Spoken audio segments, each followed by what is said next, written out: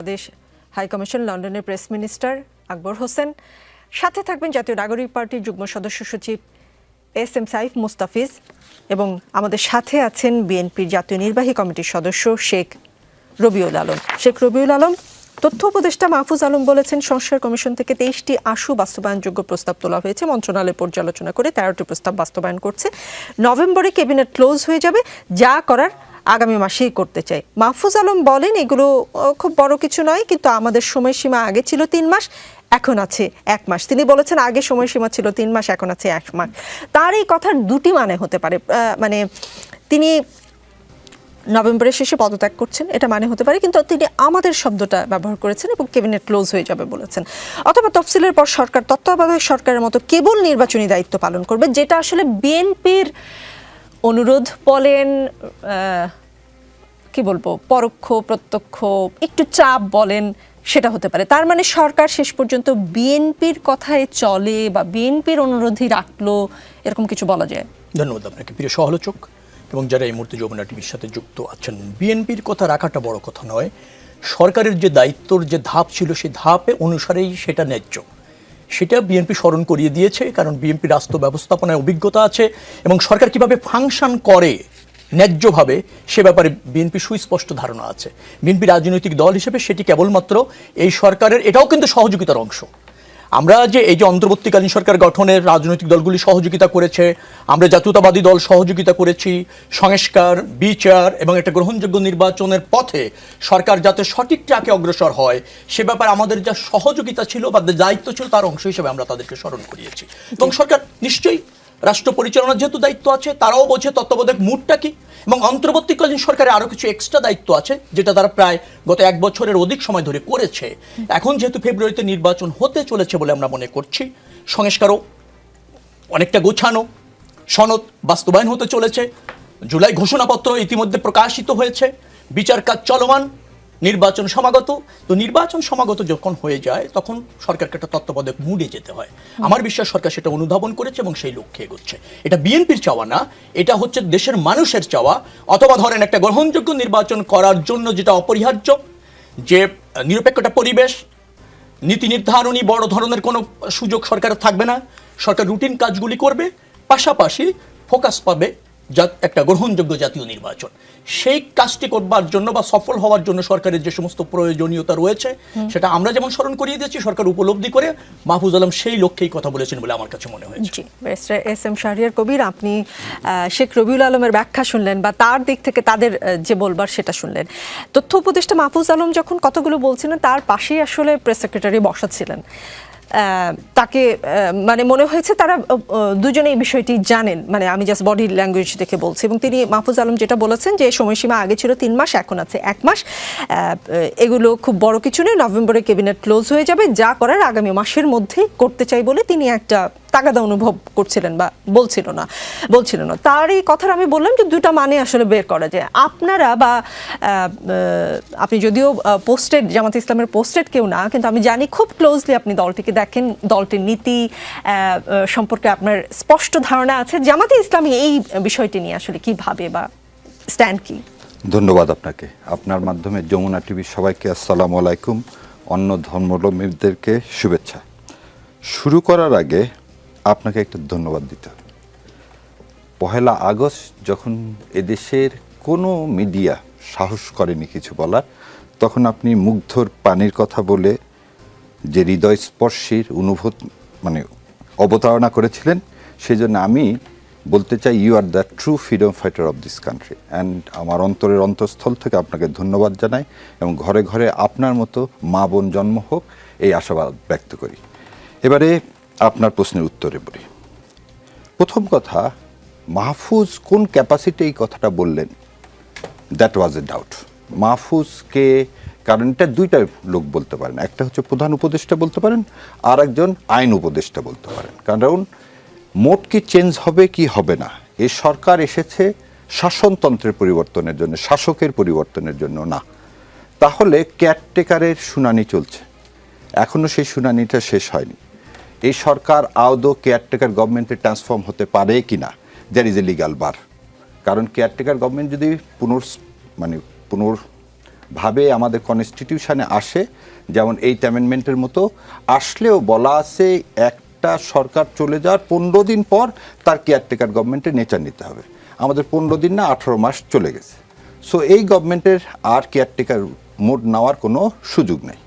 Second কথা হলো, জুলাই সনদেও কিন্তু আমরা এই গভর্নমেন্টকে যে ইলেকশনের আগে একটা কেয়ারটেকার মোডে যাবে এরকম কোনো অঙ্গীকারনামাও সেখানে যতগুলো সংশোধনী দেওয়া আছে 86-এ তা নাই।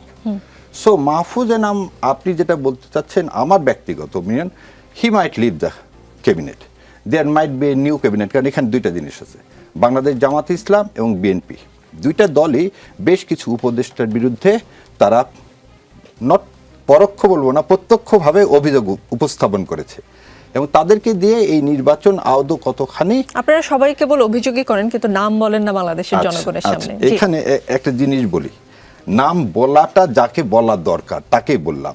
সারা দেশের মানুষকে বলে ওই লোকগুলো ক্রেডিবিলিটি এখনই নষ্ট করে দিয়ে এই সরকারটাকে ইনস্টেবল করাটা মনে হয় খুব একটা বুদ্ধিমানের কাজ না। যাই হোক, সো এই যে আজকে উপদেষ্টা মণ্ডলী আছে তারা পরিবর্তন হবে, কিন্তু that does not mean they will move or switch to the আপনার কেয়ারটেকার গভর্নমেন্ট। কারণ সরকারের সনদের ভোট করতে হবে, গণভোট আছে। সো আপনি খালি যে সংসদীয় পার্লামেন্ট ইলেকশন করবেন তা না। দ্বিতীয় কথা, আমরা বলছি প্রশাসনের আমূল পরিবর্তন করতে হবে। থার্ড কথা, আজকে দেখেন বিএনপি একটা অভিযোগ দিয়েছে, যেসব সংস্থা সরকারি না তারা যেন ভোট কেন্দ্রে কি করতে না পারে, সহযোগিতা করতে না পারে। সো এই যে নির্বাচনের মতো একটা বিরাট কর্মযজ্ঞ, এটাকে কিভাবে করবেন, কেমন করে করবেন। তারপরে আর একটা জিনিস আপনার মাধ্যমে বলি, যে আমাদের এখন নির্বাচনী ইশতেহারই দেয়নি, নির্বাচনী ইশতেহার আসবে ডিসেম্বরে, তফসিলটা ঘোষণা হবে। তফসিল ঘোষণার আগ পর্যন্ত এই সরকারের অনেকগুলো কমিটমেন্ট আছে, বিচারের কথা আমি বাদ দিলাম, তাহলে এখনো কবে গণভোট অনুষ্ঠিত হবে সে বিষয়ে কিন্তু ঐকমত হয়নি। ডক্টর ইউনূস সাহেব একটি আদেশ জারি করবেন, নট অধ্যাদেশ, সোফা রিলেটস টু জুলাই সনদ। তাহলে এই কাজগুলো চলমান। আমার কাছে মনে হয় উনি একটা তাগাদা দিচ্ছেন মাহফুজ সাহেব, যে আর আমাদেরকে ডিলে করার কোনো সুযোগ নেই, এই কাজগুলো আমাদেরকে নভেম্বরের প্রথমেই করতে হবে, হয়তো গণভোটটা নভেম্বরের মধ্যে করতে হবে, তারপরে we will give the concentration to the election. That is my understanding. S M Shahriar Kabir, আপনি একটা কথা বলেছেন, সে তার পরিপ্রেক্ষিতে আমাকে একটা কথা বলতেই হয়। আপনি বলেছেন যে উপদেষ্টারা আসলে আপনারা মনে করছেন ক্রেডিবিলিটি হারিয়েছে, তাদের নাম বলতে চান না, এই কারণে জনসমক্ষে প্রকাশ করে সরকারের একটা ইনস্টেবিলিটি তৈরি হোক সেটা আপনারা চান না। কিন্তু যদি আপনাদের কাছে প্রমাণ থাকে যে কেউ ক্রেডিবিলিটি হারিয়েছে, তার আসলে একদিনও আসলে দায়িত্বে থাকার অধিকার নেই বা তিনি সেই অধিকার হারিয়ে ফেলেন, সেটাই বিশ্বাস করি। এস এম সাইফ মুস্তাফিজ, আপনি খবরটি নিশ্চয়ই পেয়েছেন যে তথ্য উপদেষ্টা মাহফুজ আলম বলেছেন যে যা করার আগামী মাসের মধ্যেই করতে চাই, নভেম্বরে ক্যাবিনেট ক্লোজ হয়ে যাবে। এবং তিনি বলেছেন আমাদের সময়সীমা আগে ছিল 3 মাস, এখন আছে 1 মাস। তার এই কথা আমি ভিডিওটি দেখেছি এবং তিনি বলেছেন যে নভেম্বরের শেষে নির্বাচন কমিশন তো দায়িত্ব গ্রহণ করবেন, তখন তারাই আসলে সকল সিদ্ধান্ত নেবেন, এমন কিছু তিনি মিন করেছেন। তার মানে আমি যদি তার কথার হিসাব করি, ডিসেম্বরের শুরু থেকে নির্বাচন কমিশন দায়িত্ব নিচ্ছে, এখনকার যে সরকারটি সেটি অনেকটা তত্ত্বাবধায়ক সরকারের মতো আচরণ করবে। এটি নিয়ে এনসিপির কি মাহফুজ আলমের সঙ্গে তারই যেটি তিনি প্রকাশ করেছেন সহমত, দ্বিমত, সমালোচনা, আলোচনা, বিশ্লেষণ কি? প্রথমে ধন্যবাদ জানাচ্ছি আপনাকে, আমার বিজ্ঞ সমালোচক এবং যারা টিভির পর্দায় দেখছেন তাদেরকে শুভেচ্ছা জানাচ্ছি। দেখুন, আমরা তো আমাদের লাইনটা ক্লিয়ার রেখেছি। এই অভ্যুত্থান পরবর্তী সরকার শুধুমাত্র নির্বাচনের ম্যান্ডেট নিয়ে আসলে সরকার গঠন করেনি, বরঞ্চ তাদের যেসব দিকে ফোকাস হওয়া উচিত ছিল, আমাদের সংস্কারের যে আলাপটা ছিল, জুলাই সনদ বাস্তবায়নের রূপরেখাটা আমরা এখনও পাইনি, আসলে কীভাবে এটা বাস্তবিক রূপ ধারণ করবে বা সাংবিধানিক ভিত্তিটা কী থাকবে।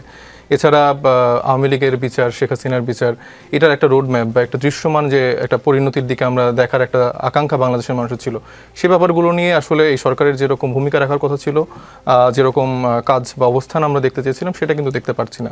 বরঞ্চ লন্ডন থেকে আসার পর আমরা দেখতে পাচ্ছি যে এই গভর্নমেন্ট পুরোপুরি আসলে নির্বাচনী ট্রেনে উঠে গিয়েছে এবং তাদের আলাপ আলোচনার ভঙ্গি প্রেক্ষিতে তারা বিভিন্ন সময় সেই রাজনৈতিক দলগুলি আসলে বিভিন্ন দাবি দাওয়া করছে। হঠাৎ করে তারা তত্ত্বাবধায়ক সরকারের মডেল চাচ্ছে, যেখানে আসলে আমার পূর্বের আলোচকে বললেন যে এইবার আসলে সেই বিষয়টি হওয়া সম্ভব তো নয়। সাইফ, নির্বাচন না হলে আসলে কি হবে? এই উপদেষ্টাদের নিয়ে প্রত্যেকটি দলই আসলে অভিযোগ করছেন, তাহলে এই সরকার আর কতদিন কন্টিনিউ করবে? না, ডেফিনেটলি নির্বাচনের আমি যেটা বলতে চেষ্টা করছি যে নির্বাচন এবং সংস্কার বা বিচার এগুলো তো একরকম মুখোমুখি করে দেওয়া হয়েছে। এগুলো তো আসলে কখনোই মুখোমুখি ছিল না।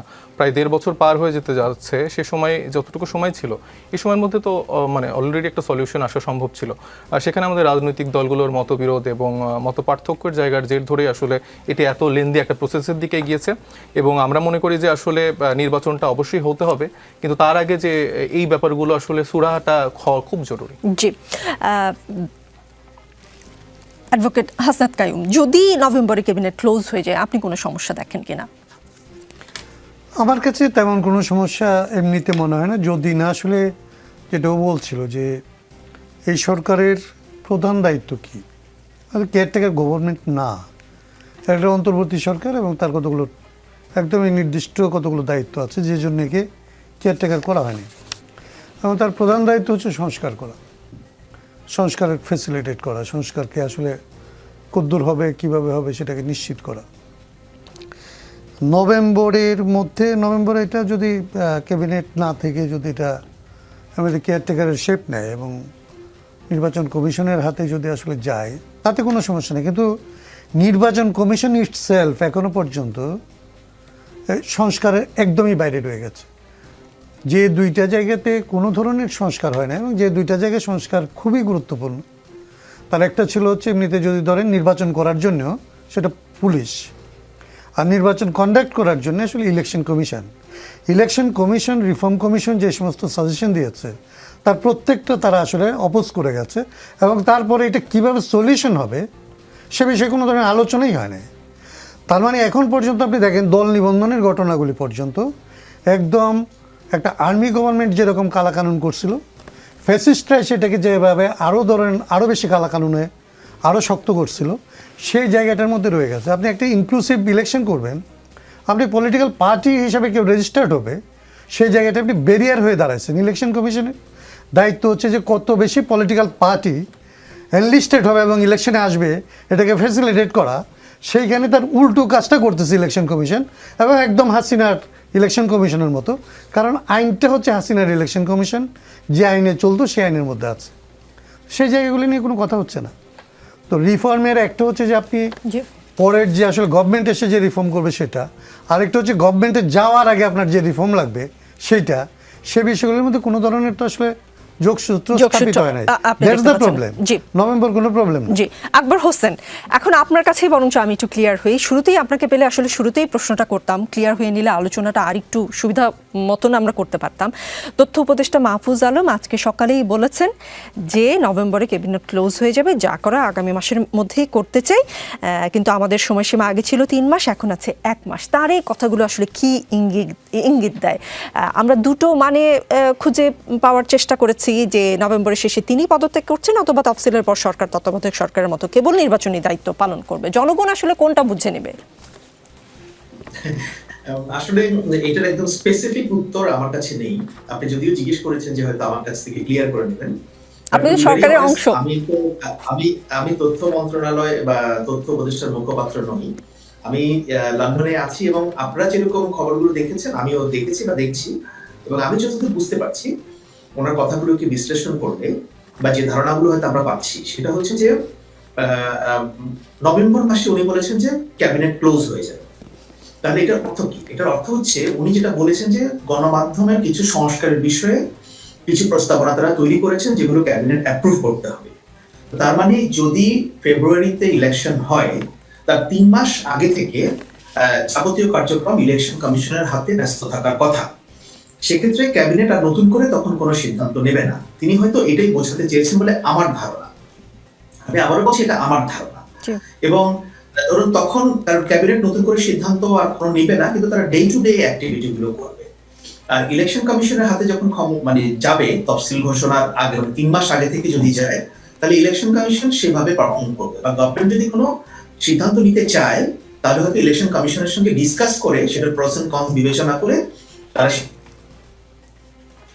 সিদ্ধান্ত তৈরি না। আকবর হোসেন, আপনি যে একটু থামাই মাঝখানে, আপনি যে ফর্মটার কথা বলছেন সেটা তত্ত্বাবধায়ক সরকারের ক্ষেত্রে হয়, কিন্তু এটা তো অন্তর্বর্তীকালীন সরকার। তত্ত্বাবধায়ক সরকার এবং অন্তর্বর্তীকালীন সরকারের একটা পার্থক্য আছে। আপনি যে বলছেন যে নির্বাচনকালীন সরকারের যে ফরম্যাটটির কথা বলছেন, আমি যেটা বলতে চেয়েছি যে তত্ত্বাবধায়ক সরকারের ক্ষেত্রে হয়, তাহলে কি হচ্ছে যে বিএনপির কথা অনুযায়ী সরকার কি আসলে তত্ত্বাবধায়ক সরকারের মতো আচরণ করবে তখন, এইরকম কিছু? দেখুন, আমি ব্যক্তিগতভাবে যেটা বুঝি বা দেখি যে আমরা তো যদি এই তত্ত্বাবধায়ক সরকারের কনসেপ্টের কথা যদি আমরা বলি, 91 থেকে তো আমরা ইলেকশনগুলো দেখছি, বা এবার একটা এক্সট্রাঅর্ডিনারি সিচুয়েশন তৈরি হয়েছে যেটা একটা অন্তর্বর্তী সরকার, এটা নাম দেওয়া হয়েছে অন্তর্বর্তী সরকার। এখন সত্যি কথা বলতে কি, অন্তর্বর্তী সরকার আর তত্ত্বাবধায়ক সরকার এই দুটোর মধ্যে কি ডিফারেন্স আছে এটা অনেক সময় আমি বুঝে উঠতে পারি না। হয়তো আছে কিছু একটা, যেমন অন্তর্বর্তী সরকারের ম্যান্ডেটটা তৈরি হয়েছে একটা গণ অভ্যুত্থানের পরিপ্রেক্ষিতে। এখন মূল বিষয়টা হচ্ছে যে আপনি এই সরকারের কাছে একটা ক্রেডিবিলিটি এক্সপেক্ট করেন যে এই সরকার নিরপেক্ষ থেকে একটা ক্রেডিবল ইলেকশন তারা আয়োজন করবে, এবং সেই ক্ষেত্রে সরকারের নিরপেক্ষতাটা অত্যন্ত জরুরি। তো সেই সংক্রান্ত যদি কোনো ইস্যুস থেকে থাকে, রাজনৈতিক দলগুলো সেটা চিফ অ্যাডভাইজারের কাছে বলছেন বা তারা বলবেন, এবং চিফ অ্যাডভাইজার যদি মনে করেন যে হ্যাঁ বিষয়গুলোকে যৌক্তিক এবং এগুলোকে অ্যাড্রেস করা দরকার, তিনি করতে পারবেন। এখন আপনি ওই 3 মাসের বিষয়টা যে এটা কি তত্ত্বাবধায়ক সরকার নাম হবে নাকি অন্তর্বর্তী সরকার নাম হবে, তত্ত্বাবধায়ক সরকারের চরিত্র কি, অন্তর্বর্তী সরকারের চরিত্র কি, এইগুলো আমার কাছে মনে কি খুব সূক্ষ্ম, মানে এটার লাইনটা এত থিন লাইন যে আসলে একটার সঙ্গে আমি আর একটা ডিফারেন্স খুব একটা দেখি। আমি যেটা বলি, মূল বিষয়টা হচ্ছে যে ইলেকশনটাকে অবাধ, সুষ্ঠু, নিরপেক্ষ মানদণ্ডে উত্তীর্ণ করা। তো সেই বিবেচনা যদি দেখেন, তাহলে এখন যে উপদেষ্টা পরিষদ আছে তারা যদি ক্রেডিবল হয়ে থাকেন, তাদেরকে নিয়ে যদি বড় রাজনৈতিক দলগুলোর কোনো আপত্তি না থাকে, তাহলে that's well and good, fine. আর যদি তাদের কারোকে নিয়ে আপত্তি থেকে থাকে, সেটা কি করবেন, রাজনৈতিক দলগুলো যদি সে দাবি তুলে থাকে, নিশ্চয়ই চিফ অ্যাডভাইজার সেটাকে অ্যাড্রেস করবেন। সুতরাং অপারেশনাল ব্যাপারটা যাই হোক না কেন, মূল উদ্দেশ্য কিন্তু সরকারের নিরপেক্ষতা এবং একটা নির্বাচন অনুষ্ঠান করা। জি, শেখ রবিউল আলম, আগামী সংসদ নির্বাচনকে সামনে রেখে আরপিও সংশোধনী 20 নম্বর যে অনুচ্ছেদটি সেটির সাথে একমত না বিএনপি। এখন 20 নম্বরে বলা হয়েছে, সংশোধিততে বলা হয়েছে, জোট মনোনীত প্রার্থী হলেও তাকে ভোট করতে হবে নিজের দলের প্রতীকে। তার মানে এই যে যদি ধরেন বিএনপির সাথে এনসিপি জোট করে নির্বাচন করে এবং নাহিদ ইসলাম ঢাকা 11-এর প্রার্থী হন, তাহলে এনসিপি যদি শাপলা প্রতীক পায়, নাহিদ ইসলামকে শাপলাতেই নির্বাচন করতে হবে, চাইলেও ধানের শীষ নিতে পারবে না। নাহিদ ইসলাম শাপলায় নির্বাচন করলে বা আন্দালিব রহমান পার্থ যদি গরুর গাড়ি মার্কায় ভোট করে, তাহলে বিএনপির কি সমস্যা? না, বিএনপির কোনো সমস্যার কিছু নেই। বিএনপি মনে করছে যে যেহেতু জোটবদ্ধ নির্বাচনটা হবে, সেখানে ওই জোটের প্রার্থীরা যদি জোটের শীর্ষ যে দল, সবচেয়ে জনপ্রিয় যে দল, সেই দলের প্রতীক নিয়ে নির্বাচন করতে পারলে ঐক্যবদ্ধভাবে নির্বাচনটা করা যায়, এবং ধরেন জনগণের যে ভোট, সেই ভোটটাকে জোটের পক্ষে সমন্বিতভাবে কালেক্ট করা অথবা সমর্থন পেতে সুযোগ হয়, সেই জায়গার থেকে বলা। আর ছোট দলগুলির, আমাদের মতো বড় দলের সাথে যারা জোটবদ্ধ আছে, তাদের এই ধরনের একটা দাবি তারা আশা করে যে ধানের শীষ প্রতীকটা যদি পায় তাহলে ইজিয়ার হয় প্রতিপক্ষকে, বিশেষ করে ভোটের রাজনীতিতে ফেস করার জায়গা থেকে। সেই জায়গা থেকে অন্যান্য ছোট রাজনৈতিক দলগুলির ডিমান্ড আছে, আমরা যেহেতু একটা বৃহত্তর পরিসরে রাজনীতি করি, আমাদের একটা বৃহত্তর পরিসরে জোটকে নেতৃত্ব দিতে হয়, জনগণকে নেতৃত্ব দিতে হয়, ভোটের রাজনীতিতে একটা সৌন্দর্য বিরাজ করে, যার ফলে আমরা এই দাবিটা করেছি। বিবেচনা করবে নির্বাচন কমিশন এবং সরকার। একটা জায়গায় একটু বলার দরকার আছে, আমাদের আইনজ্ঞ সাহেব বলছিলেন যে এই সরকার শাসনতন্ত্র পরিবর্তনের জন্য আসছে। আমি জানি না এই সরকার শাসনতন্ত্র পরিবর্তনের জন্য এসেছে কিনা। এই সরকারের মূল কাজ হচ্ছে একটা নির্বাচিত সরকার প্রতিষ্ঠিত করা। তবে যেহেতু আমাদের 17 বছরের ফ্যাসিবাদী শাসন ছিল, একটি ফ্যাসিবাদী সরকার শাসনতন্ত্রের যত্রতত্র ব্যবহার করেছে, সেখানে কিছু ব্যত্যয় ঘটেছে, তার পরিবর্তন দরকার আছে, এবং সেই পরিবর্তনের পথে কিন্তু সরকার এগোচ্ছে, যার জন্য কিন্তু জুলাই সনদ হয়েছে। কিছু অর্ডিন্যান্স জারি করে, বিধিবিধান চেঞ্জ করে, আইন পরিবর্তন করে ইতিমধ্যে সরকার অনেক অংশ করেছে। সংবিধান সংস্কার সংক্রান্ত যেগুলি আছে সেইগুলি নিয়েও আমরা কিন্তু অগ্রসর হচ্ছি, ওটা কিন্তু চলমান। মনে রাখা দরকার যে শাসনতন্ত্র পরিবর্তন করতে হলে আগামীতে একটা নির্বাচিত পার্লামেন্ট দরকার, সেটি ছাড়া কোনোভাবেই হচ্ছে না, সেটাও কিন্তু একটা মূল লক্ষ্য। যার ফলে বলছি, এই সরকার কিন্তু আকবর সাহেব বলছিলেন অন্তর্বর্তীকালীন সরকারের তত্ত্বাবধায়ক সরকারের পার্থক্য বোঝাটা খুব কঠিন, আমিও তাই মনে করি বোঝাটা খুব কঠিন। কিন্তু অন্তর্বর্তীকালীন সরকার শুধুমাত্র নির্বাচনকে ফোকাস দিয়ে একটা নিরপেক্ষ পরিবেশ তৈরি করে একটা গ্রহণযোগ্য নির্বাচন আয়োজন করায় ব্রত থাকে। বাট অন্তর্বর্তীকালীন সরকারের আরও কিছু এডিশনাল কাজ দাঁড়িয়েছে, এই কারণে তারা কিন্তু প্রায় 15 মাস ধরে ফাংশন করেছে এবং সেটা প্রায় পরিসমাপ্তির পথে, যার জন্য এই অন্তর্বর্তীকালীন সরকারটাই তত্ত্বাবধায়ক সরকারের মুডে গেলে নির্বাচনটা ফোকাস পাবে, নিরপেক্ষ যে বলা হচ্ছে যে পরিবেশ তৈরি করা, সবার জন্য সমান সুযোগ নিশ্চিত করা, প্রশাসনকে ঢেলে সাজানো, এটা যখন গুরুত্ব পাবে আমার মনে হয় যে নির্বাচনের জন্য সেটা সহায়ক হবে। সেই লক্ষ্যেই অন্তর্বর্তীকালীন সরকার আমার ধারণা তত্ত্বাবধায়ক মুডে যেতে তাদের হচ্ছে, সেটাই জনগণের দাবি, অন্যান্য রাজনৈতিক দলের দাবি। কিন্তু অন্যান্য রাজনৈতিক দলের আরো কিছু এডিশনাল দাবি থাকতেই পারে যে সেটা তারা পূরণ করে ওখানে যাক, সে ব্যাপারে কিন্তু বিএনপির দ্বিমত নেই। কিন্তু আমরা বলতে চাই ফেব্রুয়ারি নির্বাচনের জন্য সরকারকে আপনার তত্ত্বাবধায়ক মুডে যেতে হবে, সেটা নাহলে নিরপেক্ষ পরিবেশ, সব দলের সমান সুযোগ নিশ্চিত হবে। জি, এস এম সাইফ মুস্তাফিজ, আসন্ন সংসদ নির্বাচনে আওয়ামী লীগ আমলের মতো কারচুপির ষড়যন্ত্র চলছে বলে অভিযোগ করেছেন আপনাদের দলের মুখ্য সংগঠক হাসনাত আব্দুল্লাহ। তিনি বলেছেন এটা ইলেকশন ইঞ্জিনিয়ারিং এর দিকে আবার আমরা যাচ্ছি। 2024, 18 ও 2014 সালের যে বিতর্কিত নির্বাচন হয়েছে, আমরা চাই না এই বিতর্কিত নির্বাচনের আর পুনরাবৃত্তি ঘটুক।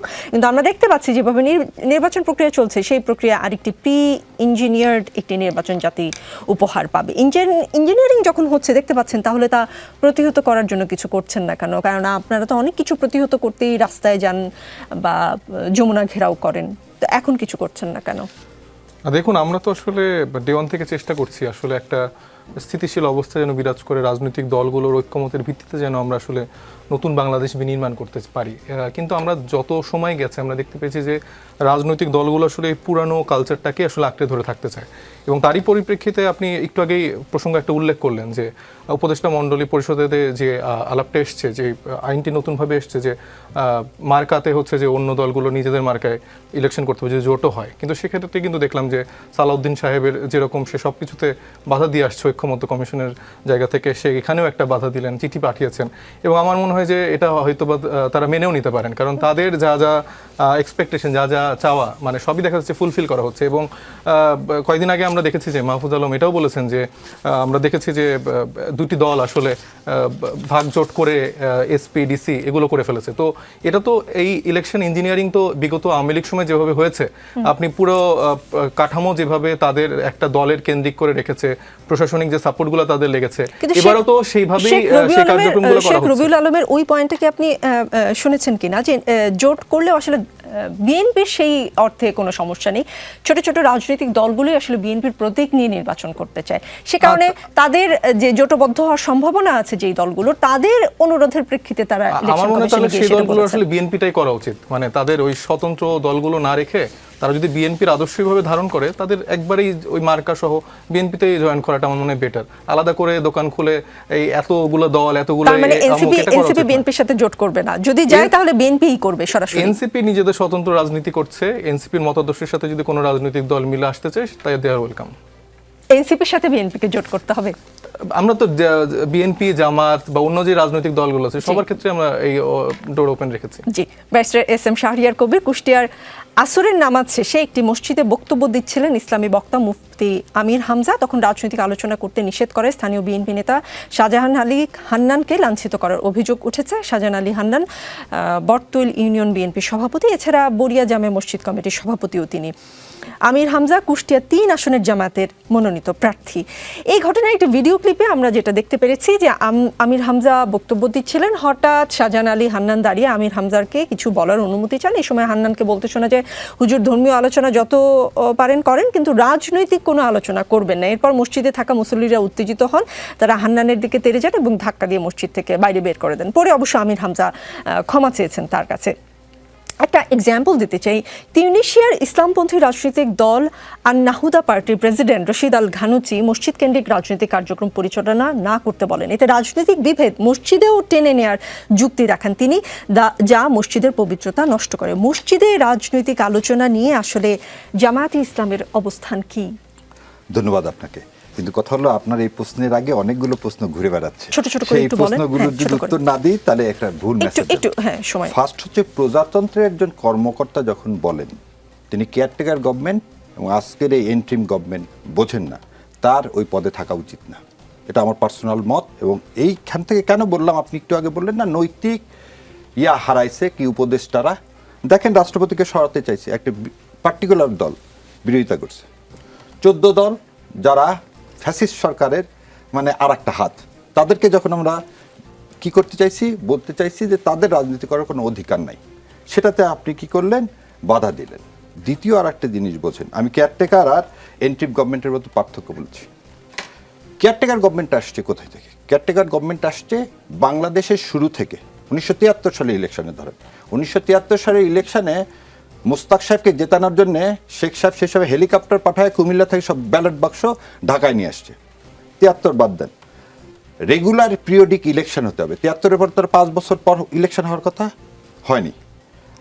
79 সালে ইলেকশন হলো। স্যার এস এম শাহরিয়ার কবির, আমার এই অনুষ্ঠানের সময় তো খুব কম, আপনি যদি 71 থেকে ইতিহাস বলতে থাকেন, আমি ইতিহাস বলবো না, খালি আমাকে ছোট্ট করে কাটা। যদি আপনি জনগণকে বুঝান যে কেয়ারটেকার এন্ট্রিম গভর্নমেন্ট অ্যাক্ট, তাহলে মুগ্ধদের রক্ত বৃথা যেতে যাবে। আমার কাছে মনে হয় না জনগণ এটা বোঝে না, জনগণ বোঝে। যদি তাই বোঝে তাহলে আমি এখান থেকে আমি বলবো যে এই গভর্নমেন্টের লেজিটিমেসি হচ্ছে জনগণের সরকার এবং যারা রক্ত দিছে সেই রক্তের সাথে। এবং এই সরকার কখনোই আসেনি খালি একটা ভোট করার জন্য। এই সরকার এসেছে জনগণের যে ম্যান্ডেট, সেটা হচ্ছে কি বিচার, সংস্কার এবং তারপরে ইলেকশন। এখন এই তিনটার বাইরে যে করা হবে না। এখন আপনার কোশ্চেনে যদি আসি, দেখেন মসজিদ আপনি উপাসনালয়, এখন আপনি মসজিদকে আইডেন্টিফাই করলেন, মন্দিরকে আইডেন্টিফাই করলেন, প্যাগোডাকে আইডেন্টিফাই করলেন, কোন জায়গায় আমরা রাজনীতির বাইরে আছি? মসজিদে যে আপনি বলতেছেন রাজনীতি, এখন যদি বলেন নবী করিম সাল্লাল্লাহু আলাইহি ওয়াসাল্লাম যেভাবে স্টেট কায়েম করছে, সেই বক্তব্য যদি দিই, খুতবাতে আপনাকে কি বলছে, সমসাময়িক বিষয়ে আপনাকে প্রতি সপ্তাহে কি দিতে হবে, খুতবা দিতে হবে। আপনি যদি এটাকে বলেন যে রাজনৈতিক আবরণ, রাজনৈতিক আবরণকে আমি যদি মসজিদে দাঁড়ায় বলি যে জামাত ইসলামকে ছাড়া অন্য কাউকে ভোট দিবেন না, দ্যাট উড বি এ রাজনৈতিক কি বক্তব্য। কিন্তু যদি আমি ওখানে যে বলি যে নবী করিম সাল্লাল্লাহু আলাইহি ওয়াসাল্লাম এইভাবে করছেন, এইভাবে একটা আদর্শ রাষ্ট্র গঠন হতে পারে, আদর্শ রাষ্ট্র ইনসাফের ভিত্তি হতে হবে, যে এই কনস্টিটিউশন দিয়ে এতদিন বাংলাদেশ চলছে, সেই কনস্টিটিউশনের মধ্যে নিশ্চয়ই একটা সমস্যা আছে বলে আমাদের দেশে এত বিশৃঙ্খলা। তাহলে যদি বলে যে না এই সংবিধানের সাথে প্রতারণা করা হয়েছে, কারণ এলএফওতে ছিল ইসলাম, ইসলামের ভিত্তিতে বাংলাদেশ একটি সংবিধান জারি হবে, ধর্মনিরপেক্ষতা ইম্পোর্ট করা হয়েছে, ইন্ডিয়ান ড্রাফটেড কনস্টিটিউশন, এই কথা যদি আমি মসজিদে বলি, how it will effect the politics? That is my right. আর আপনি বলতেছেন এখানে গ্যারান্টি দিচ্ছেন ফ্রিডম অফ স্পিচের। আমি যদি ধর্মীয় উস্কানিমূলক কোনো ফান্ডামেন্টালিস্ট কোনো কথা না বলি, আমি যদি কোনো মব সৃষ্টি না করি, তাহলে আপনি একজন মুসলমান ওখানে আসেন, একজন লোক একটা বক্তব্য দিচ্ছে, আপনি ধৈর্য ধরে শোনেন। এটার নামই তো বিউটি অফ ডেমোক্রেসি। আপনাকে বলতে হবে কোনটা হচ্ছে তো বলেনি। অবস্থান হচ্ছে মসজিদে রাজনৈতিক আলাপ করা যাবে। আমি যদি এক লাইনে বুঝি, আমি আসছি আপনার কাছে। মসজিদে না, সমস্ত উপাসনালয়, ধর্মীয় উপাসনা আপনি রাজনৈতিক আলাপ করা যাবে। ব্যারিস্টার এস এম শাহরিয়ার কবির, এখানেই থামাচ্ছি। এ নিয়ে আমি আমার খুবই ক্ষুদ্র জ্ঞান ইসলাম নিয়ে, তারপরে একটু বলতে চাই। আকবর হোসেন মাঝখানে কিছু বলতে চান, প্লিজ আকবর হোসেন। উনি যে কথাটা বলছিলেন, আমিও আমার ধারণা যে উনি আমার কথাটা কতটুকু গ্র্যাব করেছেন আমার একটু সেজন্য আমি ব্যাখ্যা দিচ্ছি। দেখুন, আমি কিন্তু অন্তর্বর্তী সরকার এবং তত্ত্বাবধায়ক সরকার ব্যাপারটা আমি বুঝি না, বিষয়টা সেই না। আমি বলেছি যে এটা তাই বলছেন ভাই, আপনি তাই বলছেন, আপনি তাই বলছেন। উনি শেষ করুন। আকবর হোসেন শেষ করুন। শুনুন, আমাকে শেষ করতে দিন। বাংলাদেশে একটা এক্সট্রাঅর্ডিনারি সিচুয়েশন চলছে এখন। এক্সিস্টিং যে পলিটিক্যাল পার্টিগুলো যেটা চায়, এখন মানুষও যেটা চাচ্ছে, যে হয়তো অনেকেই চাচ্ছেন যে একটা নির্বাচন আমাদের দরকার, আমাদের একটা ডেমোক্রেটিক প্রসেসে ফিরে যেতে হবে। ডেমোক্রেটিক প্রসেসে ফিরে যেতে যদি আমরা চাই, তাহলে আমাদেরকে কি করতে হবে? এই সরকার যেটা এখন রান করছে গত 1 বছরের বেশি সময় ধরে, এই সরকার যেটা নির্বাচন আয়োজন করে বা যেটা তারা করতে যাচ্ছে, তাদের নিরপেক্ষ ভূমিকা তত্ত্বাবধায়ক অন্তর্বর্তী মোডেই থাকো। এখন অন্তর্বর্তী মোডের থেকে তারা যখন তত্ত্বাবধায়কের মোডে যাবে, এখন আপনি তো বলছেন এক্সিস্টিং কনস্টিটিউশনের অনেক কথা, যে কোনটা তত্ত্বাবধায়ক কোনটা অন্তর্বর্তী। এই সরকার যখন গঠিত হয়েছিল তখন তো কোনো কনস্টিটিউশন মেনে গঠিত হয়নি, সেটা হওয়ার কথাও না। সুতরাং আমরা এখন যে বিতর্কগুলো আনছি, হতে পারে এক একজনের এক একটা দৃষ্টিভঙ্গি থাকতে পারে। বিষয়টা কিন্তু মানুষ কি বুঝবে? মানুষ বুঝবে মোটা দাগে সরকারটা নিরপেক্ষ কিনা, তারা নিরপেক্ষভাবে অ্যাক্ট করছে কিনা, আয়োজন করছে কিনা ইলেকশনটা ক্রেডিবল হইতে। আমি সেই জিনিসটা বোঝানোর চেষ্টা করছি। এবং যদি কোনো রাজনৈতিক দলের দাবি থাকে যে না ঠিক আছে, কোনো উপদেষ্টা তারা নিরপেক্ষ নন, যে বা তাদের নিরপেক্ষ হওয়া দরকার, সেটা চিফ অ্যাডভাইজার নিশ্চয়ই সেটাকে অ্যাড্রেস করবেন। জি। লোক তো চেঞ্জ হচ্ছে, সরকার প্রধানও চেঞ্জ হচ্ছেন না, এই সরকারকে রেখে ইলেকশনটা হবে। সুতরাং ওই অর্থে সাধারণ মানুষের কাছে অন্তর্বর্তী এবং তত্ত্বাবধায়কের লাইনটা খুব থিন। আমরা হয়তো যেটা আলোচনা করছি এটা হচ্ছে যে আইনের অনেক খুঁটিনাটি বিষয় নিয়ে, কিন্তু এটাও মনে রাখতে হবে কিন্তু কোনো আইন দ্বারা গঠিত হয় নাই।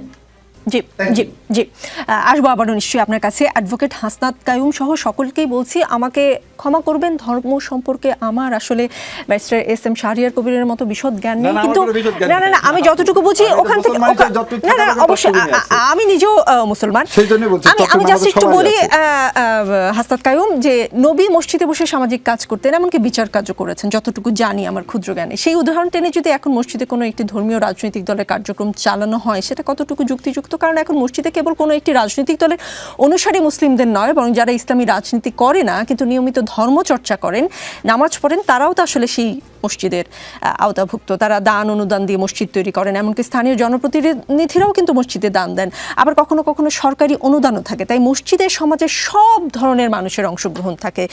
তেমন একটি প্রতিষ্ঠানে কেবল ধর্মীয় রাজনৈতিক কার্যক্রম পরিচালনা করা কি আসলে মসজিদকে বিভেদের কেন্দ্রে টেনে আনা কিনা? এতে করে মসজিদের পবিত্রতা ও মসজিদ কেন্দ্রিক সামাজিক বন্ধন নষ্ট হওয়ার আশঙ্কা থাকে কিনা? মসজিদের বাইরে ধর্মীয় রাজনৈতিক দলগুলোর কার্যক্রম যদি পরিচালনা করে, তাতে সমস্যা কোথায়? আমি কেন এই প্রশ্নটা করছি, উপদেষ্টা মাহফুজ আলম আরেকটা কথা বলেছেন যে সবাই সংঘাতের জন্য মুখিয়ে আছে এবং আপনারা অবশ্যই এটা অল্প কয়েক মাসের মধ্যে দেখতে পাবেন, এবং আমি আশঙ্কা করছি যদি এটার সঙ্গে ধর্মীয় যে দৃষ্টিকোণ এটা যদি যুক্ত হয় তাহলে বাংলাদেশের পরিস্থিতি আরও খারাপ হবে। তিনি কেন এটা বললেন, মানে দুটোর আসলে কানেকশন খুঁজতে চাচ্ছি আমি। আমার যেটা মনে হচ্ছে, আমিও ওনার মতো আসলে ধর্মীয় বিষয়টা যে আমি খুব ওয়াকিবহাল এরকম না, কিন্তু একজন মানুষ হিসাবে, জন্মগত মুসলমান হিসাবে এই বয়স পর্যন্ত আসার ভেতর দিয়ে যে সমস্ত জিনিস বুঝি, তাতে আমার কাছে মনে হয় যে আমাদের একটা মানে আমাদের এই 53 বছরের যে শাসনকাল কিংবা আরও আগে থেকে, এটার একটা বড় রকমের হাতিয়ার হয়েছে যে এই শাসনটা জারি রাখার, বিভাজনটাকে আসলে কত বেশি জিয়ে রাখা যায়, আর বিভাজনের বাইরে জায়গা রাখার আসলে কতগুলো চেষ্টা করা হয়। আমরা কতগুলো জায়গাকে বলি লাস্ট রিসোর্ট, আমরা যারা উকালতি করি তারা বলি যে আসলে বিচার অঙ্গনটাকে অন্তত রক্ষা করতে হবে। যারা আসলে আমাদের মানে প্র্যাকটিক্যাল ধর্মচর্চাটার যার মধ্যে প্রতিনিয়ত বা প্রতিদিনের চর্চার মধ্যে যারা আছে, তাদের জন্য এরকম কতগুলো ব্যাপার থাকে যে আসলে ধর্মীয় যে জায়গাগুলিতে বিশেষত তাদের সময় কাটে, সেইখানে আসলে একটা ধর্মীয় রাজনীতি মানে তো এরকম না যে বাংলাদেশে একটা মাত্র ধর্মীয় রাজনৈতিক দল আছে। যতগুলি ধর্মীয় রাজনৈতিক দল আছে তারাও তো সবাই একমত না, এবং তাদের মধ্যে আসলে বিভিন্ন রকমের বিভেদ আছে। এখন আমরা যেটা আকাঙ্ক্ষা করি যে কিছু কিছু জায়গা অন্তত বিভেদের বাইরে থাকুক, তার মধ্যে বিচারালয়ের কথা মনে করি, প্রশাসনকে মনে করি যে দলীয় নিরপেক্ষ থাকুক, এবং এগুলির মধ্যে সবচেয়ে বেশি যেটা আসলে আমাদের সেন্টিমেন্টকে, যেখানে ধরেন আমাদের সেন্টিমেন্টের এগেনস্টে গেলেই আমরা সবাই মিলে ক্ষুব্ধ হই, সেটা হচ্ছে ধর্ম এবং ধর্মীয় স্থান। মসজিদ হচ্ছে তার একটা খুবই সফট কেন্দ্র। আমি ভাইয়ের সাথে খুব সিরিয়াসলি দ্বিমত করি আর কি, যে যখন একটা রাজনৈতিক ব্যাপারকে আসলে ধর্মীয় উপাসনালয়ে নেওয়া হয়, তো এক একটা ধর্মীয় বক্তব্য যেটা রাজনীতির সাথে সংশ্লিষ্ট, খুব স্বাভাবিকভাবে তার প্রধানত ইহজাগতিক বীরত্ব এখানে আসে। ধর্মের মধ্যে পারলৌকিক জায়গাটা যতটা প্রধান, রাজনীতির মধ্যে ইহলৌকিক বিষয়টা সেরকম প্রধান। এখন রাজনৈতিক আলোচনাটাকে যখন আসলে ধর্মের এরকম জায়গায় নেওয়া হবে, তখন এই বিভাজনগুলি এইরকম জায়গায় যেতে পারে যেখানে আপনার জন্য নিরপেক্ষর কোনো জায়গা আসলে থাকছে না। সেইটা একটা আমার কাছে মনে হয় যে একটা বড় রকমের অশনি সংকেত। আমাদের সবারই উচিত হচ্ছে যে কিছু কিছু জায়গাকে বিভেদের ঊর্ধ্বে রাখার চেষ্টা করা। সব কিছুতেই আমাকে জিততে হবে, সব জায়গাকেই আমার নিয়ে নিতে হবে, প্রধান বিচারপতিকে আমার দাস করে ফেলতে হবে, মানে মসজিদকে আমার অফিস বানায় ফেলতে হবে, এগুলি থেকে যদি আমরা বাইরে আসতে পারি তাহলে একটু ভালো হয়। অ্যাডভোকেট হাসনাত কায়েম আরেকটু জাস্ট যোগ করতে চাই, তথ্য উপদেষ্টা আরেকটি কথা বলেছেন ওই বক্তব্যে যে রাষ্ট্রীয় ফ্যাসিবাদ চলে গেলেও সামাজিক জায়গায় ফ্যাসিবাদ রয়ে গেছে, দেশে ইসলামের যতগুলো ধারা আছে সবকটি ধারার মধ্যে সংলাপ এবং সংযোগের সুযোগ তৈরি না হলে রাষ্ট্র খুবই শঙ্কার মধ্য দিয়ে এগোবে। তিনি বলেন দেশে 90 থেকে 92% মুসলমানের মধ্যে বিভিন্ন তরিকা আছে, তাদের মধ্যে কিভাবে সমন্বয় করা যায় আজ পর্যন্ত রাজনৈতিক নেতারা এটা নিয়ে ভাবেননি, বরং কেউ কওমিদের সঙ্গে কেউ সুন্নিদের সঙ্গে এভাবে ভাগ করে নিয়েছেন, ধর্মীয় প্রতিষ্ঠানগুলোকে রাজনীতির হাতিয়ার করে নিয়েছেন। রাজনীতিতে বিরতি নিয়ে একটু পরে ফিরছি।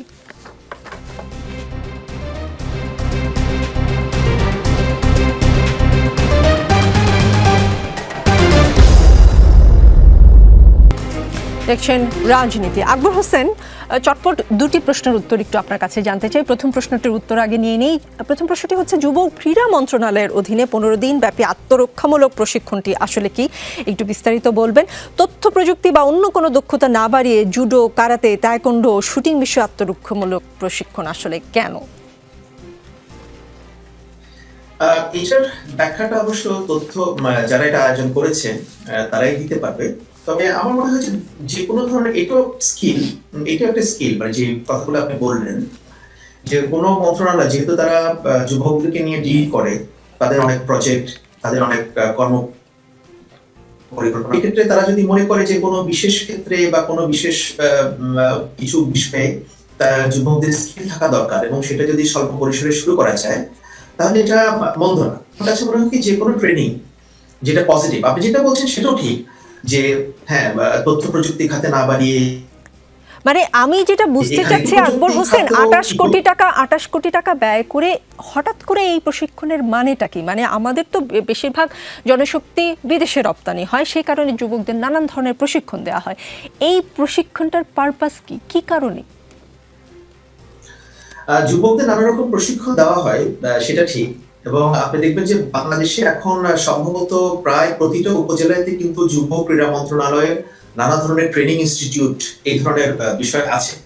এখন যারা এই উদ্যোগটা নিয়েছে, আমি ওইটা দেখলাম, আপনার মতে আমি মিডিয়াতে দেখেছি, যদি যেটা আমি বললাম যদি স্পেশালাইজড কোনো কিছুতে তারা কিছু লোককে ট্রেন করতে চায়, এটা তারা কেন করছে সেটা তারা ব্যাখ্যাটা দিতে পারবে। কিন্তু আমার মনে হয় যে এটা একেবারে যে কোনো ট্রেনিং স্কিল এটা খুব খারাপ বিষয় বা সেটা করা যাবে না, ব্যাপারটা হয়তো তা। আপনি টাকার অঙ্ক তুলেছেন, এটা ঠিক যে আমাদের দেশে যেহেতু এটা ট্যাক্স পেয়ার্স মানি, জনগণের করের অর্থ দিয়েই আমরা এসব কিছু পরিচালিত করি, যে কোনো প্রজেক্ট হোক বা যে কোনো সরকারের কর্ম পরিকল্পনা হোক, সেটা কোন খাতে নেওয়া হচ্ছে, কেন নেওয়া হচ্ছে, সেটার একটা চুনচেরা বিশ্লেষণ সবসময় আরো বেশি স্পষ্ট হওয়া দরকার। জি জি জি আকবর হোসেন, আমার দ্বিতীয় প্রশ্ন হচ্ছে, আজ এক আলোচনা সভায় প্রেস সেক্রেটারি বলেছেন আমরা অবশ্যই এমন কোনো বইমেলা চাই না যেখানে 40% বই হচ্ছে একটা লোকের উপরে। এমন একটা বইমেলার সময় গিয়েছে, সামনে আপনি বই দেখবেন সবই হচ্ছে শেখ পরিবারের বই। উনি টুঙ্গিপাড়ার পুকুরের পাশে বসে আছেন, সেটা নিয়েও একটা বড় বই কেউ লিখে ফেলেছে। ওই বইগুলো ছিল কোনোভাবে প্রতারণা করে কিছু টাকা পয়সা কামানোর জন্য। শফিকুল আলম সাহেব আরও বলেছেন যে আমরা এমন একটা বইমেলা চাই যে বইমেলায় আমাদের সব মানুষের বই থাকবে, আমরা যারা বই লিখি, যেটাই লিখুক না কেন, যে কোনো ভিন্ন মতের লেখাই থাকুক না কেন, সবার বই যেন বইমেলায় থাকে। পাঠক বেছে নেবেন উনি কি যেটা পড়তে চান, যে বই তাকে টানে উনি ওই বইটা কিনবেন। যে বিশেষ পরিবারের বইয়ের কথা তিনি বললেন, সেই বইগুলো সামনের বইমেলায় থাকবে, তো পাঠক তো সেই বইগুলোও কোনো না কোনো পাঠক পড়তে চাইতে পারে। সেগুলো থাকবে কিনা সেটা তো যাদের প্রকাশক তারা হয়তো সেই সিদ্ধান্ত নেবেন। কিন্তু উনি যে কথাটা বলেছেন, যে প্রেক্ষাপটে বলেছেন, এটার কনটেক্সট হচ্ছে, দেখুন আপনারাও হয়তো মনে থাকবে, আপনারা সবাই জানেন একসময় বই মেলাটা শুধু বাংলা একাডেমি প্রাঙ্গণেই হতো, এবং গত মনে হয় 7 বছর ধরে বা